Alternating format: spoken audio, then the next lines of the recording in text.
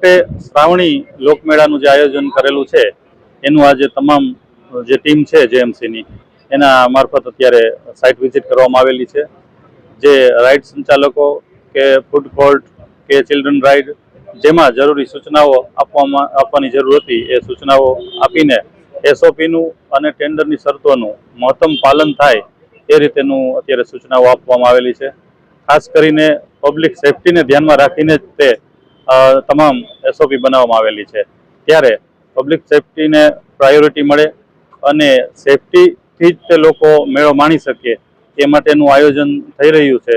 ત્યારે આજે તમામ ટીમ સાથે મેળાની સ્થળ મુલાકાત કરેલી છે।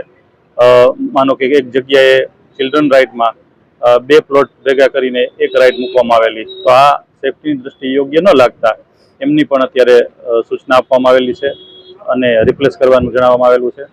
એવી રીતે કુલ જે પહેલાની મુલાકાતોમાં પણ જણાવવામાં આવેલું છે એ રીતે 23,000 સ્ક્વેર મીટર જેટલી ટોટલ અત્યારે જગ્યા છે પ્રદર્શન ગ્રાઉન્ડમાં, એમાં 50% જગ્યા ખાલી રાખીને અને જે સામે ડીસીસીનું ગ્રાઉન્ડ છે ત્યાં પણ લેવલિંગ ને એવું કરીને ત્યાં પાર્કિંગની વ્યવસ્થા રાખીને લોકો ખૂબ સારી રીતે મેળો માણી શકે એ માટેની તમામ વ્યવસ્થાઓ અત્યારે જેએમસીની પૂર્ણતાના આરે છે। અને સાથે સાથે તે જે પબ્લિક જે રાઇડ સેફટી કમિટી છે એની મુલાકાતો પણ શરૂ છે। એમને એંગલથી જે સેફટીની દ્રષ્ટિએ જરૂરી સૂચનાઓ અને એની અમલવારીની જરૂરિયાત લાગે છે એ પ્રમાણેની રાઇડ સંચાલકોને સૂચનાઓ અને અમલવારી કરાવી રહ્યા છે।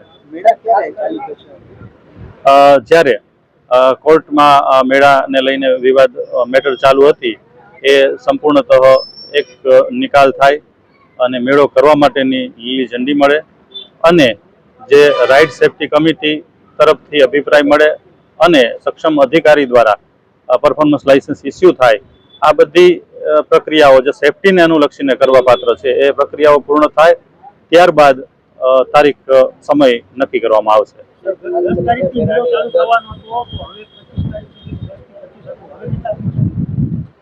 ના, અત્યારે જે તારીખો ફાઇનલ છે 10 થી 15, 10 થી 24ની એ જ તે અત્યારે વહીવટી તંત્ર કોર્પોરેશન એ બધા એ તારીખોને લઈને જ અત્યારે ચાલી રહ્યા છે।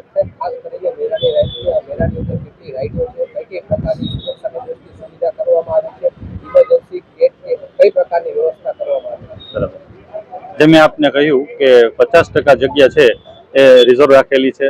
આ રિઝર્વ રાખવાનું કારણ હજી છે કે પબ્લિક સેફટી, કોઈ અનિવાર્ય સંજોગોમાં પબ્લિકને બહાર નીકળી જવાની જરૂરિયાત પડે તો પૂરતો એમને જગ્યા સ્પેસ મળી રહે એટલા માટેની જગ્યાઓ રાખવામાં આવેલી છે। ઇમરજન્સી એક્ઝિટના ગેટો પણ જે જરૂરિયાત પ્રમાણે 2 રાઇડની વચ્ચે જગ્યા રાખીને એવી રીતે 4 થી 5 ઇમરજન્સી એક્ઝિટ પણ જગ્યાઓ રાખવામાં આવેલી છે। રાઇડની પાછળના ભાગે પણ જે અવર જવર મુવમેન્ટ ફ્રીલી થઈ શકે એ માટે પણ ક્યાંક 6 મીટરની આજુબાજુની જગ્યાઓ રાખવામાં આવેલી છે। આમ સમગ્રતયા પબ્લિક સેફટીને ધ્યાનમાં રાખીને તમામ વ્યવસ્થાઓ કરવામાં આવેલી છે। જ્યાં સુધી રાઇડની સલામતીની બાબત છે એ બાબત મેં આગળ કહ્યું એમ જે રાઇડ સેફટી કમિટી છે એને અંદરની કાર્યક્ષેત્રમાં આવે છે એટલે એ બાબતની એમને સૂચનાઓ આપીને પૂર્ણતા કરાવે છે। મંજૂરી મળી જશે અને મેળા ચાલુ થશે તો આપણે રોડનું મેનેજમેન્ટ કે વન વે કે એવું કાંઈ જાહેર કરવાની જરૂર પડશે કે?